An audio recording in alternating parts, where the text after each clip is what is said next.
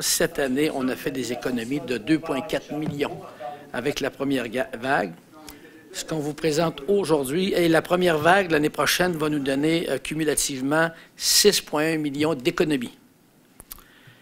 Ce qu'on vous présente aujourd'hui sera mis en application le 1er janvier 2019.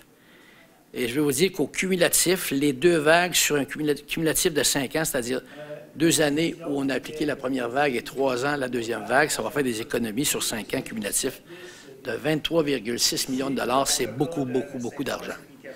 Vous dire aussi qu'en procédant avec la deuxième vague, les deux phases de réorganisation vont faire en sorte qu'au niveau, ce qu'on appelle nous divisionnaires, c'est au niveau de l'encadrement dans les arrondissements, à terme, et ça sera fait par attrition et non pas par coupure de poste, ou bien, coupure de poste, oui, mais pas congédiement, nous allons diminuer de 20 le taux d'encadrement dans les arrondissements, et donc nous allons couper 13 postes d'encadrement à terme. Alors, ça vaut la peine parce que c'est énormément d'argent.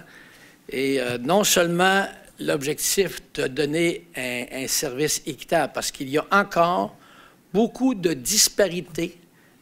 Ça fait 15 ans que les fusions sont faites, il y a encore beaucoup de disparités dans la tarification d'un arrondissement à l'autre, dans la dotation de services d'un arrondissement à l'autre, et donc c'est exactement ce qu'on veut éliminer maintenant qu'on a le pouvoir de le faire.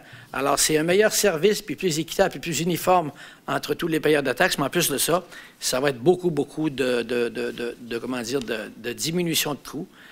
Sur 5 ans, cumulativement, presque 24 millions de dollars pour nous autres, c'est beaucoup d'argent.